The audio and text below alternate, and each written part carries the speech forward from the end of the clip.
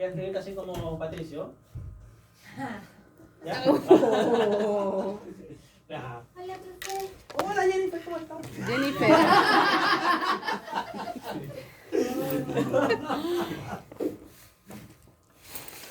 Ay, Jessy. No se enoje. ¿No trajo las pruebas, Jessy? Profe, fue una odisea, llegaron. Tengo chata. Pero vamos a comer pizza.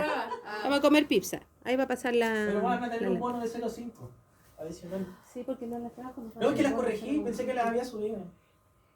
Lo perdonamos, solo por Sí. eso solo. Mi 0,5. señora me la distraía cuando la tenía lista y después me la guardó. Dale, me Saqué piqué. la hoja que dejaste encima de la mesa. Típico que me hace si me la guarda en otro lugar, en otra mesa, nada que ver. Ya. Vimos el concepto de renta bruta global. Artículo 54. Después vamos a ver otro concepto que se llama renta neta.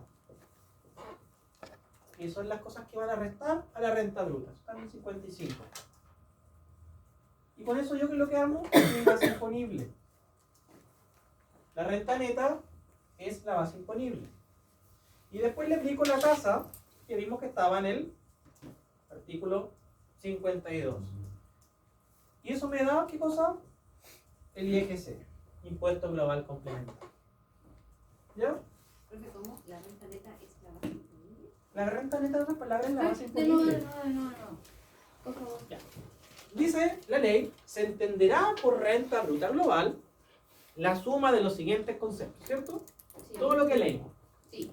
Y después dice, renta neta es lo siguiente, las siguientes rebajas a la renta bruta. Y me da algo que se llama renta neta. En otras palabras, la renta neta es la base imponible.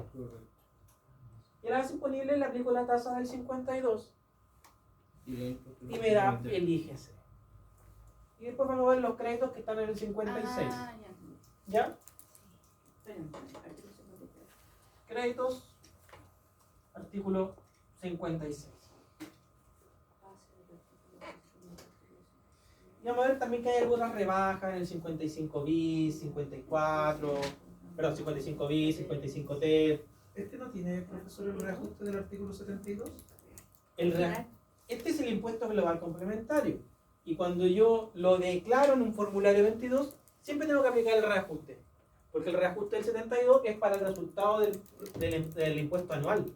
Sea lo que sea, de donde venga. ¿Por qué? Porque yo lo determino a diciembre. Por lo tanto, tengo que reajustarlo a abril. Partamos con un ejercicio muy pequeñito. Tipo prueba. No, tampoco. ¿De qué?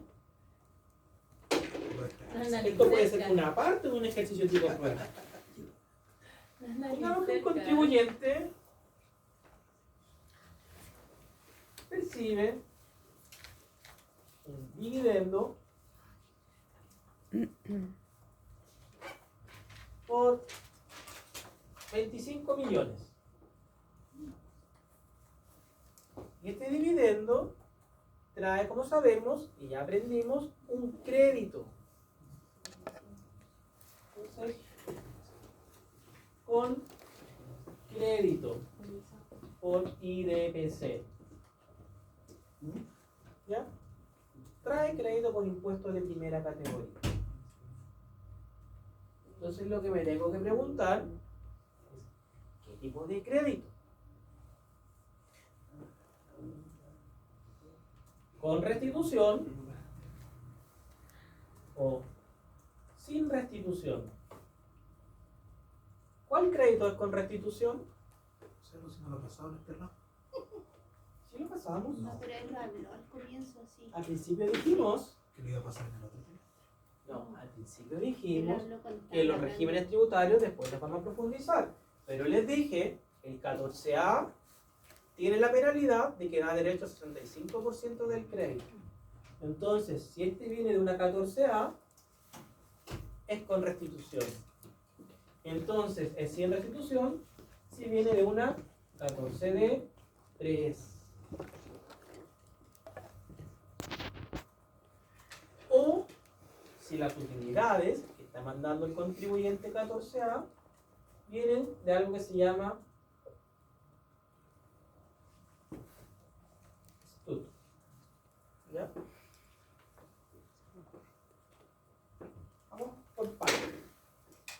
que les quede súper claro y tengamos puros 8 en el certamen. Profe, bueno, ¿cómo nos fue así a grandes rasgos la prueba? ¿Bien? Rojo no. Hubieron Sobre rojo. 5. Sobre 4. Sobre 5 siempre hay. Sobre 4 Pero- siempre hay. Ah. Raspando siempre hay, pero hay que ver cómo nos queda con el bono 0,5. ¿Un 7? ¿Un 7? ¿Un 6? 7 para mí nomás. Ay, 7 para Dios. Te creo. ¿Pero no vieron rojo? Siempre hay. ¿También? Pero no se preocupen, porque esos son de alumnos que a veces no vienen a clase y ahí están medio perdidos. ¿Ya? Es que cómo nos quedan con los bonos. Ya estamos repartiendo. La semana pasada vinimos todos. Ya. Con la foto. Con restitución, ya tiene una 14A. Entonces dijimos, el contribuyente de 14A determina su crédito por impuestos de primera categoría. Entonces la norma me dice, y después vamos a ver que está en el artículo 56, dice, tengo que darle La pizza. 100% del crédito. Hola. ¿Ya? Pero aquí a Patricio no le estábamos haciendo el circuito porque dijimos, o no, que tenía 65. Porque la norma del artículo 56 dice, dale el 100. Pero después más abajito dice, y hazle, así como le doy un crédito, hazle un débito por el 35%. Y se genera el efecto del 65. Siempre está enredado. Déjame contarles por qué pasó esto. Cuando se crea la renta atribuida, si un contribuyente recibía dividendos y era empresa de primera categoría, por ejemplo, la sociedad de inversión, y era 14A, el sistema integrado, no el semi-integrado de ahora, porque está en el 14B, entonces esa empresa deducía el crédito y después lo reponía para que vía RLI inmediatamente se fuera retirado. Pero le tenía que dar crédito. Entonces la norma que existía para lo que era primera categoría, aunque viniera de una con restitución, decía, dale crédito, pero dale 65, para que sea directo y no tengáis que hacer ningún cálculo adicional. Pero resulta que en la reforma trabajaron muchos equipos. Y el equipo que trabajó global complementario no fue el mismo equipo que trabajó primera categoría. Y el equipo que trabajó global complementario del Ministerio de Hacienda no se le ocurrió nada mejor que decir, démosle el 100% y después restémosle el 35% para netear. Pero es porque fueron distintos equipos técnicos. Y bueno, quedó así la norma y así está. Es más fácil. Es mucho más fácil hacerlo así que andar calculando, porque así te aseguras que no te va a salir mal. Sin restitución, que venga de una 14D3. O que venga del STUT. ¿Qué es el STUT? En el registro de rentas empresariales, que lo vamos a profundizar el próximo trimestre, y vamos a ver cómo funciona, y vamos a hacer retiros de ahí, y vamos a hacer ejercicios en donde retiro de acá y lo mando a global y tienen que completar las dos cosas, y ahí es más latero. ¿Ya? Aquí les doy los datos, sin hacer esta patita. El registro de rentas empresariales es como yo controlo, y dijimos, las utilidades acumuladas. Yo les expliqué que existía una parte que se llamaba el RAI, que son las rentas afectas a impuestos finales. Esto sale del RAI. Después tengo otro registro que se llama el REX. Es cuando tengo rentas que no quedan afectas al global, porque pagaron un impuesto sustitutivo, porque ya cumplieron con la tributación final, o porque son rentas exentas o no afectas al global. Ese es el REX, a grandes rasgos. Aquí hay un intermedio que se llama DEDAN, pero no se usa mucho. En algunos casos específicos. Tengo el REX, tengo el SAC, donde yo controlo los créditos. Entonces, rebajo aquí utilidades, rebajo aquí créditos. Profe, en el SAC se utiliza para cuando quedan saldos de cuando se calcula el PPU. Sí, ahí lo rebajo. Y acá al ladito hay una columna que es opcional, que se llama STUT. ¿Y qué es el STUT? Como el registro de rentas empresariales debuta a contar del 1 de enero del 17, ¿qué es lo que tenía antes? El FUT. Entonces, yo no puedo desconocer las utilidades acumuladas que tenía antes bajo el sistema 100% integrado. Entonces, la columna SAC se abre y dice, créditos desde el 1 de enero del 17 y créditos hasta el 31 de diciembre del 16. Entonces, todas las utilidades que yo tenía en el FUT, esas utilidades acumuladas, están formando parte del RAI, pero tienen una columna control que se llama STUD. Entonces, si por ejemplo aquí tengo X más Y, X va a ser lo que está en el STUD. Entonces está contenido acá. Y el crédito está acá. Y cuando una empresa saca del SAC, primero saca las que están acá. Me voy a poner B. Esto sale primero. Y solo si se me acaba este crédito, puedo sacar de acá. Y cuando saco de acá, rebajo de aquí y rebajo de acá. Por ejemplo, rebajo 100, no tengo crédito acá, entonces saco el crédito que puedo tener acá, supongamos 20, y rebajo 100 del estudio, porque saqué utilidades antiguas. Este es solamente de control y está contenido acá. ¿Ya? Entonces, como yo saqué del STUD, antes no existía restitución. Entonces, por eso es sin restitución. Entonces, cuando ustedes vean un dividendo, tiene que decir si es con restitución o no. Salvo que me digan lo siguiente, que viene de una 14A o que viene con tasa 27%. Cualquier otra cosa es sin restitución.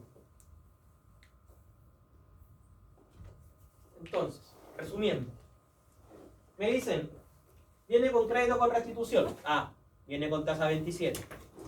Me dicen, viene con crédito sin restitución. Ya me tienen que decir cuál es la tasa. O me dice, viene con crédito de tasa 10%. Ah, es sin restitución porque solamente la 14D3 paga con 10%. Entonces, según lo que me digan, que eso lo voy a capturar el próximo trimestre, va a ser cuál de estos va a ser. Aquí yo les voy a dar los factores. ¿Ya? Entonces, en este caso, decimos, viene con crédito por impuestos de primera categoría con restitución. 27%. Entonces, aquí, lo primero que yo voy a hacer, a nivel de global complementario, es, tengo que dijimos un dividendo.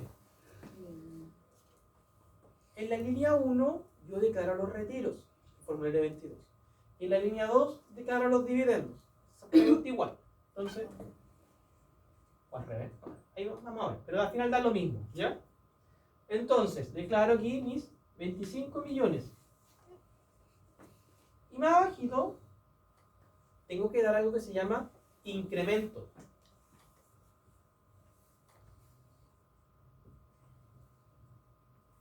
¿Y qué es el incremento? El monto del crédito que tengo. Eso es lo que decía la ley. Es igual. ¿Por qué?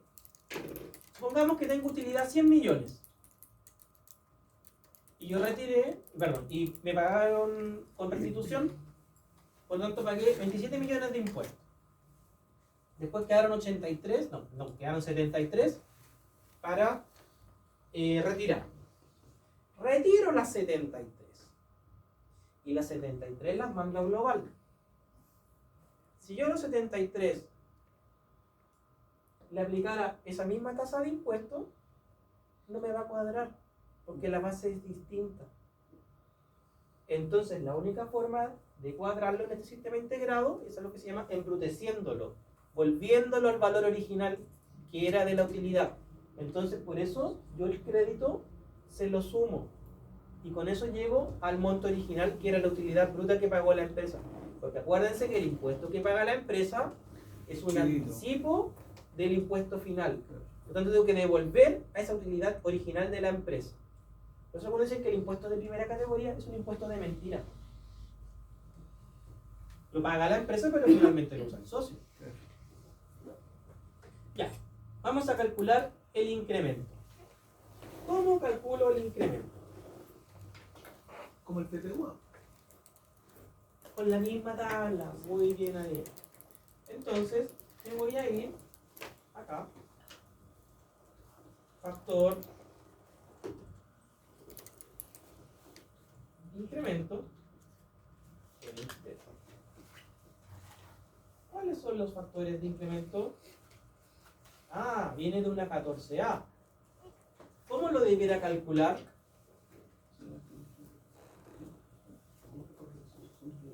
No se ve casi nada. No se ve nada. Si le doy más zoom, ya, ahí se ve mejor. No tengo ni idea. ¿Cómo no?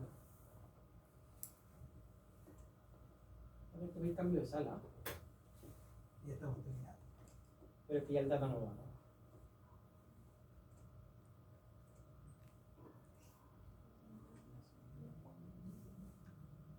No, qué buena pura clase. Sí, pues, fíjate lo que vi. Ah, entretenido.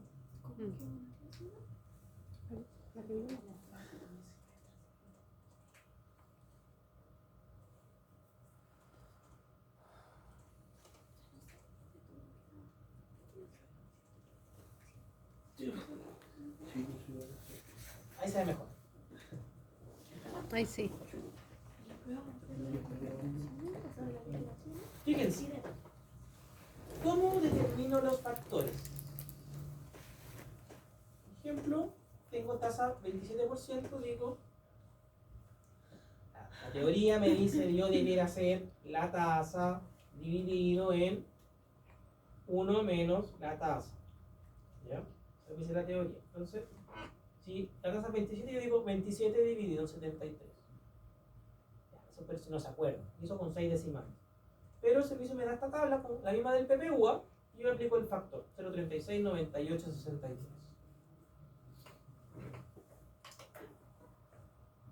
Vamos a nuestro ejercicio.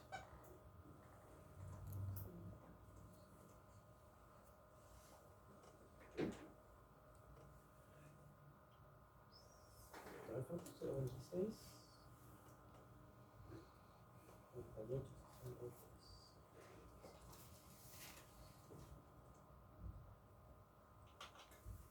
Entonces mi factor va a ser 0,269863. ¿Ah? ¿36? 36. Sí. Sí, porque se te No, dio 0,30.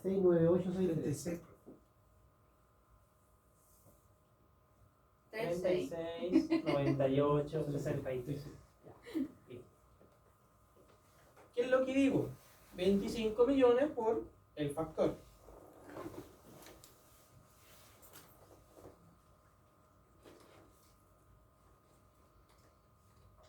Por 36, 98, 63. 9.246.575.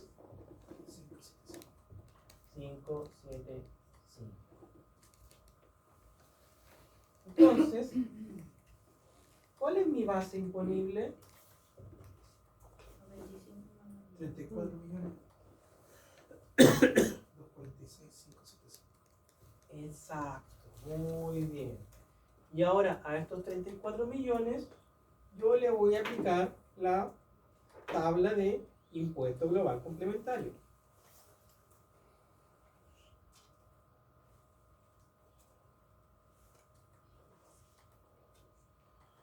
Y en este caso, cuando estoy en un tramo de 34 millones, el factor es 0,08 y la cantidad a rebajar es de 1.276.958.16. sereno. Calculemos entonces. 4, 2, 4, 6. 1.462.768. Sí. Muy bien. El IGC, ¿cuánto va a ser? 1.462.768. ¿Ya? Pero yo tengo derecho a un crédito.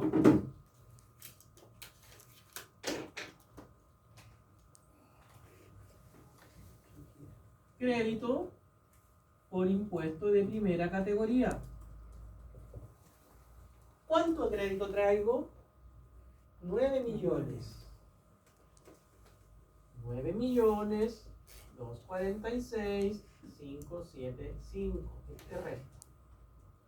Pero dijimos que era con, Con restitución. por lo tanto tengo un débito, Del 35%. restitución, que va a ser los 9.246 por 35%. 3 millones, no 36%. Muy bien.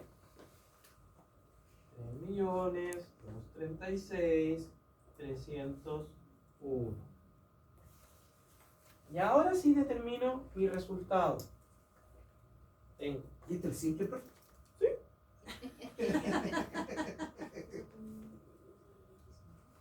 1.400.000 menos 9.246 posible 5 más 3.236 305.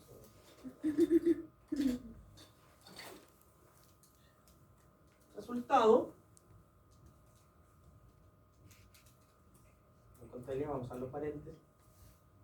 4.547.506. Esto es mi código 87 de evolución.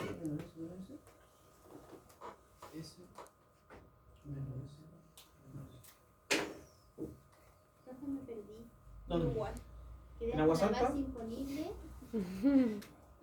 hasta los 34.246.876. Ya. Ahí sí quedé claro. Ahí, en ese tramo, le aplica 8% Por la tabla de... por la tabla de global. Por 0,08 menos el monto a deducir de la tabla, me da un impuesto global de 1.400.000.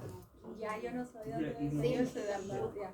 Y después le resto mi crédito, los 9, le resto el débito por restitución, el 35% de los 9, y me da devolución. Aquí vamos a poner entre paréntesis 35% del crédito por IDPC. O sea, ahí mi 100% son los 9.246.000, ¿verdad? Y de ahora, igual que Exacto. Sí, eso debería.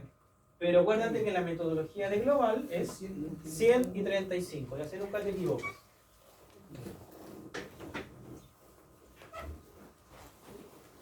Creo que en el código 87 que glosa dice. ¿Punto de devolver?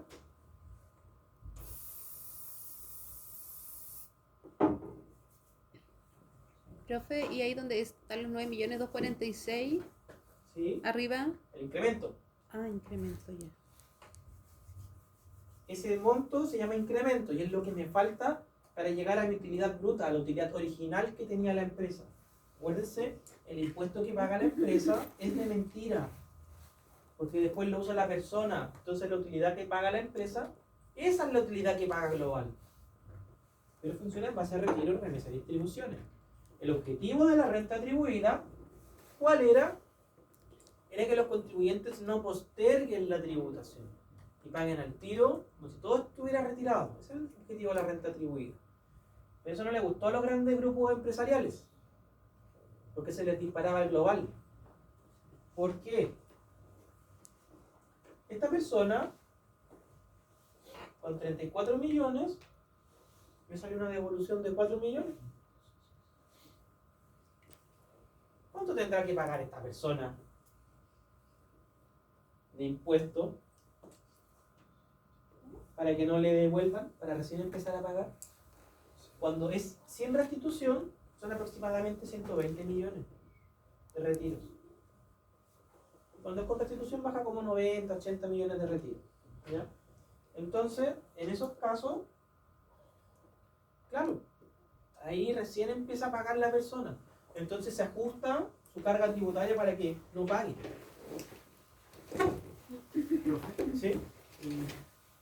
Hay algo que usted no haya dicho, pero hay algo que como que no me cuadra, digamos, con el concepto del IGC. En que debe haber obviamente como una base donde yo digo, desde esta base en adelante yo paso a ser un contribuyente del IGC, ¿verdad? No, es en base al tipo de renta que percibo. ¿Ya? Recuerden que son personas naturales con domicilio y residencia en el país. Y dijimos que si yo tengo sueldo o un horario, soy de JUS. Pero si estoy en JUS, pago por esta misma tabla. Pero cuando yo tengo varios tipos de renta, por ejemplo, sueldo más honorario, me transformo en contribuyente del IGC. Inmediatamente. Aunque esa renta sea baja. O por ejemplo, tengo sueldo más un depósito a plazo que me genera intereses, un peso de interés, ya eres IGC. Porque tienes dos tipos de renta. ¿Ya? Salvo que estés en los tipos de renta que son 100% IGC, que son todas las que leímos. ¿Ya? Entonces, eso pasa, por ejemplo, con una persona que tiene sueldo. Típico, una persona tiene sueldo, no sé, 12 millones y tiene un peso de intereses de depósito a plazo por una cuenta de ahorro que tiene desde que era niño. Ese peso se transformó en contribuyente de IGC. Disculpe, profe, voy a buscar el aceite. Vaya, no, Pero necesita ayuda. Ah, ¿y tú? ¿Quién más? No, pues esta materia. Entonces, así funciona el IGC. Cuando tengo sueldos y cuando tengo honorarios ya lo vimos. ¿Se acuerdan? Entonces, si este contribuyente, además del retiro, del dividendo, tuviera sueldo y honorario, ¿qué es lo que hago? Lo agrego. Le agrego su sueldo, le agrego su honorario, le agrego el crédito por el sueldo que me retuvieron en las empresas que trabajé, y acá abajo le agrego las retenciones por honorario o PPM voluntarios que yo pago. Pero acuérdense que el PPM del honorario, ¿a dónde se va primero? Ley de honorario, lo que vimos la semana pasada, a previsión. ¿Ya? Y si me queda PPM, lo puedo utilizar contra los impuestos. ¿No quería preguntar algo? Sí, ¿qué es el código 87, profe? Es cuando me devuelven, devolución de impuestos. Ya, y eso es la... El resultado final de todo esto es devolución. Devolución, y eso vendría siendo los complementarios, ¿de ahí se cuenta? Sí, pues, porque fíjate, 1,4 millones a pagar, te resto 9 millones de crédito y te sumo 3 millones de restitución, me da 4,5 millones a favor del contribuyente, le devuelvo. ¿Y qué es lo que pasa con los altos patrimonios? Previo a la reforma tributaria del 2014 se hizo un estudio respecto a quiénes son los 5.000 mayores contribuyentes con ingresos del país, y se determinó que solamente 2.000 de ellos declaraban. Ojo, ahí está la recaudación. Y muchos de ellos que declaraban, estos altos patrimonios declaraban así: 30 millones, 20 millones, 15 millones. No pagan nada, porque tienen las platas diluidas, las están en la empresa y ahí las utilizan, y de ahí se hacen sus pagos. O hacen como Goldbond, que paga con una tarjeta de crédito que está con las plata en un banco extranjero. ¿Se fijan? Para no salir pillado. Entonces, ahí es cuando ocurre la evasión. Entonces, acá, de esta mirada, ahí es donde empiezan a atacar ellos y a jugar. La tonka. Tomisis. Hablemos de la tonka. Por ahí por el año 2014 también, el servicio agarró a todas las personas que trabajaban en televisión. Porque las personas que trabajaban en televisión tienen contrato, no lo sabemos. ¿Cumplen horario? Sí. ¿Tienen obligaciones? Sí. ¿Responden a una jefatura?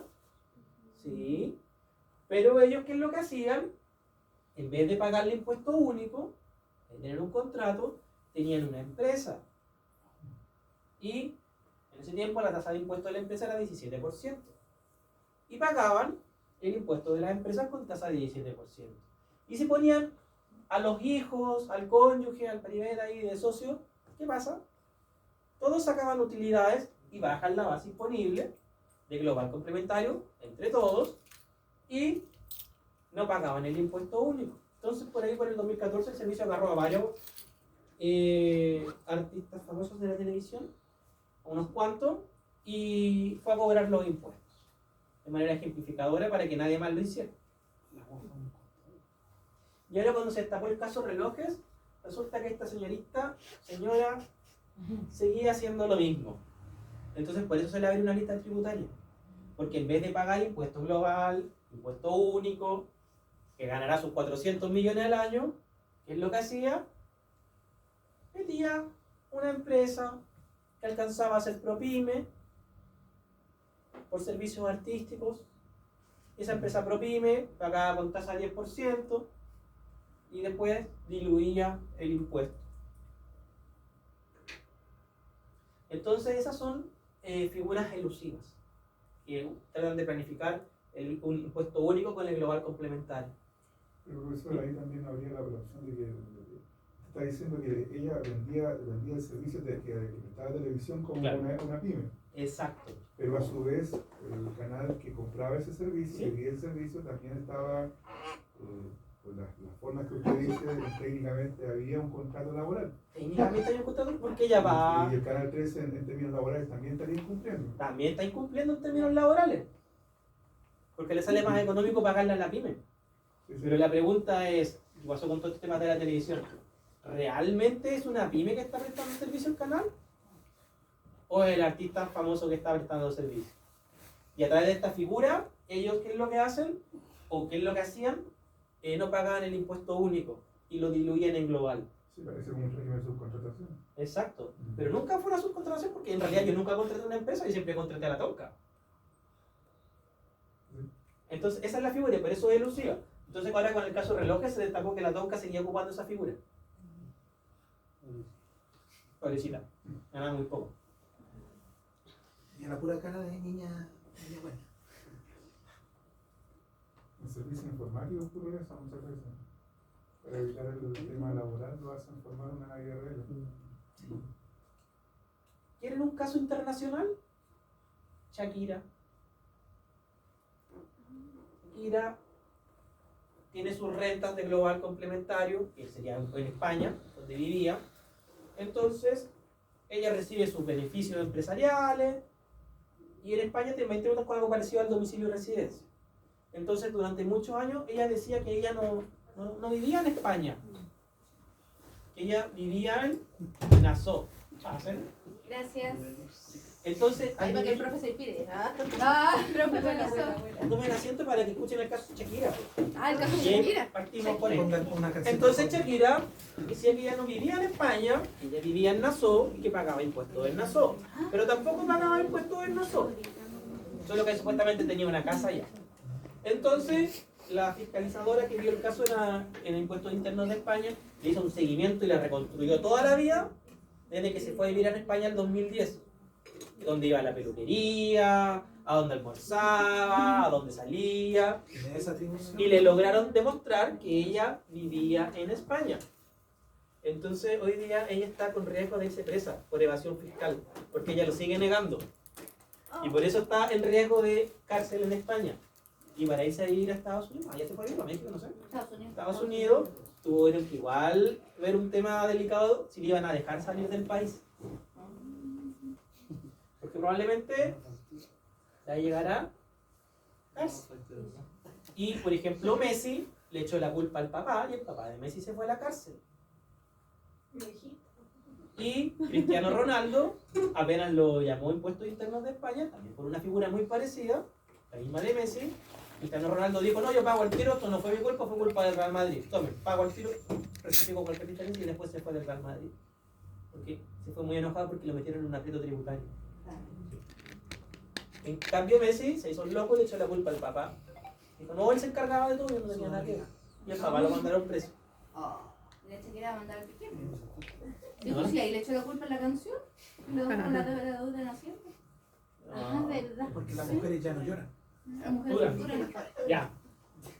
Hagamos el break y procedan.